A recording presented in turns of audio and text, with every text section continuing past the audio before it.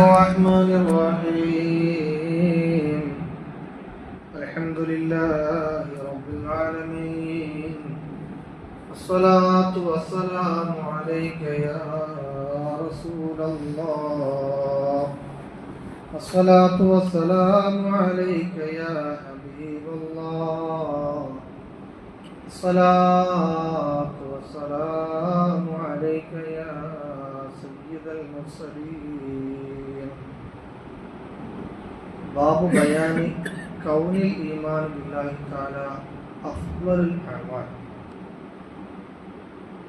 ഏറ്റവും ശ്രേഷ്ഠമായ അമലുകൾ ഏതാണ് എന്ന് വിശദീകരിക്കപ്പെട്ട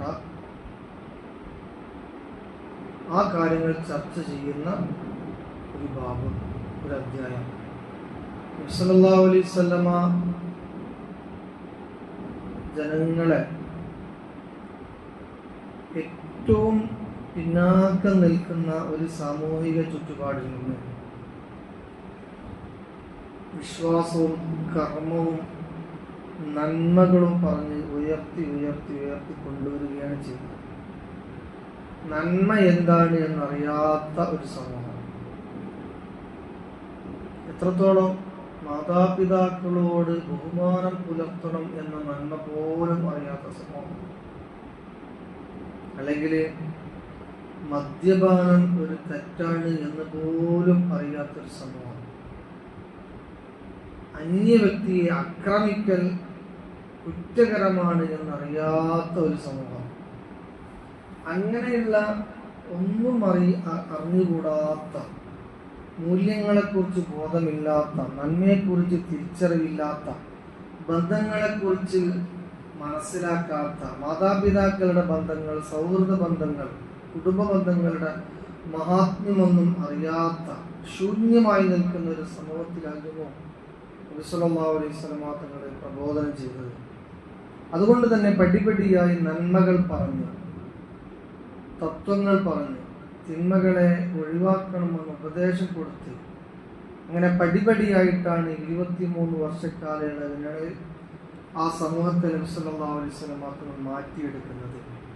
അതുകൊണ്ട് തന്നെയാണ് ഹദീസുകളിൽ, അതേപോലെ ഖുർആനിൽ ഒക്കെ ചില കാര്യങ്ങളൊക്കെ അങ്ങനെയൊക്കെ പറയണോ അല്ലെങ്കിൽ അങ്ങനെയൊക്കെ ചോദിക്കണോ എന്ന് നമ്മൾ ചിന്തിക്കുന്ന കുറെ ആശയങ്ങൾ നമുക്ക് കാണാൻ സാധിക്കും.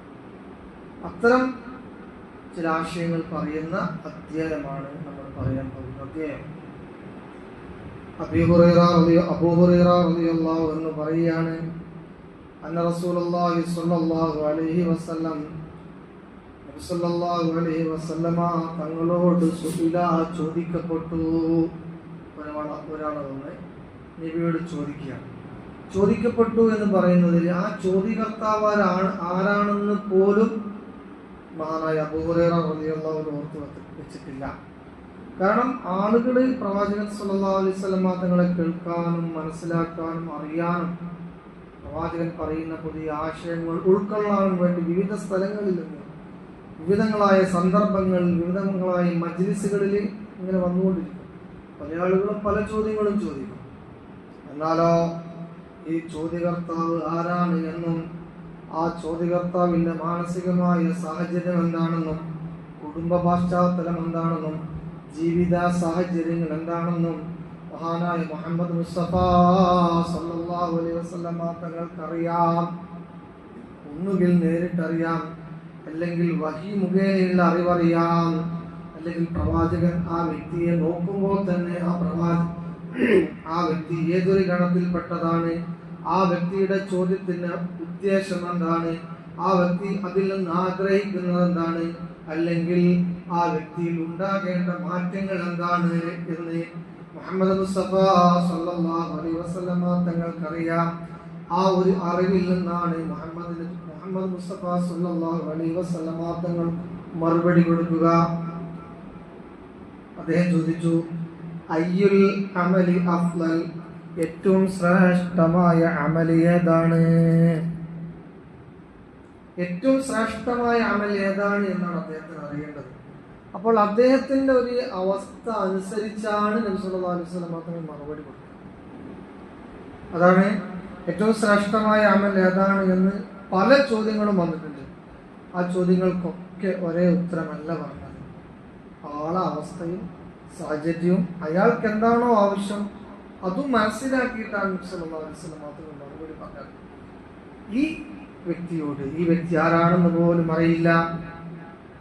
ഈ വ്യക്തിയോട് നബി സല്ലല്ലാഹു അലൈഹി വസല്ലം തങ്ങൾ പറഞ്ഞത് ഫഖാല ഈമാനും ബില്ലാഹി വറസൂലിഹി, അല്ലാഹുവിലും റസൂലിലും വിശ്വസിക്കുക എന്നുള്ളതാണ് ഏറ്റവും നല്ല അമൽ എന്നാണ് ഈ വ്യക്തിയോട് മുഹമ്മദ് മുസ്തഫ സല്ലല്ലാഹു അലൈഹി വസല്ലം.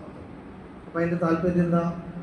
അദ്ദേഹം പുതിയ ആളായിരിക്കാം, ഈമാനിനെ കുറിച്ച് ഇസ്ലാമിനെ കുറിച്ച് കൃത്യമായ അറിവില്ലാത്ത, അവബോധമില്ലാത്ത, ബഹുദൈവ ആരാധനയിൽ ജീവിക്കുന്ന ഒരു മനുഷ്യനായിരിക്കാം, തൗഹീദില്ലാത്ത ആളായിരിക്കാം, അല്ലാഹുവിൽ കൃത്യമായ വിശ്വാസം എങ്ങനെ പുലർത്തണം എന്നതിനെക്കുറിച്ച് ബോധമില്ലാത്ത ആളായിരിക്കാം, അല്ലെങ്കിൽ വിശ്വാസപരമായി ശിർക്കിൽ അങ്ങ് വല്ലാതെ മൂടുറച്ചു പോയ ആളായിരിക്കാം.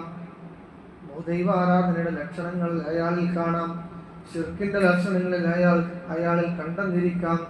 അള്ളാഹുവിനെ കുറിച്ച് കാഴ്ചപ്പാടില്ലാത്ത ആളായിരിക്കാം, റസൂലിനെ കുറിച്ചുള്ള ബോധമില്ലാത്ത ആളായിരിക്കാം.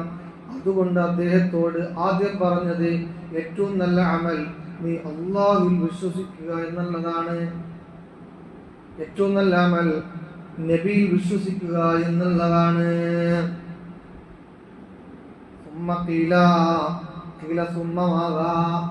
പിന്നീട് അദ്ദേഹം ചോദിച്ചു, രണ്ടാമത് ഏതാണ്, അടുത്തത് ഏതാണ്? ആ സമയത്ത് മുഹമ്മദ് മുസ്തഫ സല്ലല്ലാഹു അലൈഹി വസല്ലമ അദ്ദേഹത്തോട് പറഞ്ഞു, അൽ ജിഹാദു ഫീ സബീലില്ലാഹ്, അല്ലാഹുവിന്റെ മാർഗത്തിലുള്ള യുദ്ധമാണ്, പോരാട്ടമാണ്. ഖീല സുമ്മ മാദാ, അദ്ദേഹം ചോദിച്ചു പിന്നെ ഏതാണ്? ആ സമയത്ത് മുഹമ്മദ് മുസ്തഫ സല്ലല്ലാഹു അലൈഹി വസല്ലമ തങ്ങൾ അയാളോട് പറഞ്ഞു, ഹജ്ജുൻ മബ്റൂർ, അല്ലാഹുവിന് ഇഷ്ടപ്പെട്ട തൃപ്തിപ്പെട്ട ഹജ്ജാണ്. ഈ മൂന്ന് കാര്യങ്ങളുമാണ് അദ്ദേഹത്തോട് പറഞ്ഞത്. അപ്പോൾ രണ്ടാമത് അല്ലാഹുവിന്റെ മാർഗത്തിലുള്ള യുദ്ധം എന്നതിനെ കുറിച്ച് പറയാനുള്ള കാരണം എന്താ? അതും പുതുതായി വന്ന ഒരു വ്യക്തിയോട് യുദ്ധത്തിനെ കുറിച്ച് പറയാനുള്ള കാരണം എന്തായിരിക്കാം? ഒരുപക്ഷെ നാളെയോ മറ്റന്നാളോ പ്രവാചകൻ സല്ലല്ലാഹു അലൈഹി വസല്ലമ തങ്ങളുടെ മുമ്പാകിയിരിക്കുന്ന ഈ സഹാബാക്കളോട് യുദ്ധത്തെക്കുറിച്ച് പറയാനുള്ള ഒരു സാഹചര്യം സൃഷ്ടിക്കപ്പെട്ടേക്കാം. അല്ലെങ്കിൽ ഈ സദസ്സിൽ തന്നെ യുദ്ധത്തെക്കുറിച്ച് അവബോധമില്ലാത്ത ആളുകൾ ഉണ്ടായിരിക്കാം, യുദ്ധമൊക്കെ വേണോ എന്ന് ചിന്തിക്കുന്ന ആളുകൾ ഉണ്ടായിരിക്കാം. ആ യുദ്ധം അത് കുടുംബത്തിന് വേണ്ടി യുദ്ധം ചെയ്യുന്ന ആളുകൾ ഉണ്ടായിരിക്കാം, വംശത്തിന് വേണ്ടി യുദ്ധം ചെയ്യുന്ന ആളുകൾ ഉണ്ടായിരിക്കാം, നിസ്സാരമായ കാരണങ്ങൾ പറഞ്ഞ് അന്യോന്യം കലഹിക്കുന്ന ആളുകൾ ഉണ്ടായിരിക്കാം.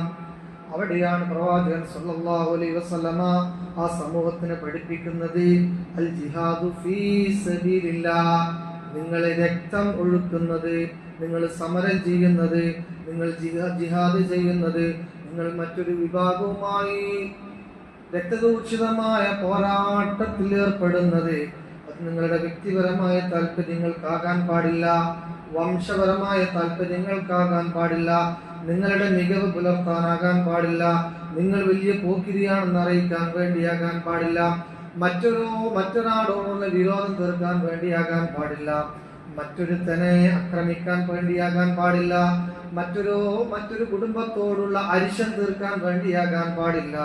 ഫീ സബീലില്ലാഹ്, അല്ലാഹുവിന് വേണ്ടിയാകണം എന്ന വിദ്യാഭ്യാസം പഠിപ്പിക്കണം. അല്ലാഹുവിന് വേണ്ടിയാണ് യുദ്ധം. അഥവാ അല്ലാഹു എന്ന് പറഞ്ഞാൽ സമൂഹത്തിന്റെ നന്മയാണ്, മനുഷ്യന്റെ നന്മയാണ്, കുടുംബത്തിന്റെ നേട്ടമാണ്, വ്യക്തിയുടെ നേട്ടമാണ്, വ്യക്തികളുടെ നേട്ടമാണ്, സാമൂഹികമായ നന്മയാണ്. അല്ലാഹുവിന് വേണ്ടിയുള്ള യുദ്ധങ്ങൾ, കുടുംബം, ആ കുടുംബത്തിന്റെ മഹിമ വളർത്താനോ, ഗോത്രത്തിന്റെ മഹിമ വളർത്താനോ, മറ്റൊരുത്തിനോടുള്ള വിരോധം തീർക്കാനോ അല്ല യുദ്ധം എന്ന വിദ്യാഭ്യാസമാണ് കൊടുക്കുന്നത്. അപ്പൊ ഹജ്ജിനെ കുറിച്ച് പറഞ്ഞതോ, അഥവാ ഇസ്ലാമിൽ ഹജ്ജ് എന്നൊരു കർമ്മമുണ്ട്. ഈ ഇവിടെ കാണുന്ന കാട്ടിക്കൂട്ടലല്ല ഹജ്ജ്. നിങ്ങൾ ഈ ചെയ്തു കൂട്ടുന്നതായ ബഹുദൈവാരാധനയല്ല. ലാത്തക്കും മുസക്കും പ്രദക്ഷിണ വെക്കലല്ല, അവരുടെ പ്രതിമകൾ ഉണ്ടാക്കലല്ല. ഹജ്ജ് എന്ന് പറഞ്ഞാൽ വിശുദ്ധമായ ഒരു കർമ്മമുണ്ട്. ആ ഹജ്ജാണ് യഥാർത്ഥ ഹജ്ജ് എന്ന ഇസ്ലാമിന്റെ മൗലികമായ തത്വത്തെ കുറിച്ച് പഠിപ്പിച്ചു കൊടുക്കുകയാണ് അവിടെ. അല്ലാഹു സുബ്ഹാനഹു വ തആല പറഞ്ഞു കേട്ടതുമായ കാര്യം നമ്മിൽ നിന്ന് ഖബൂൽ ചെയ്യുമാറാവട്ടെ.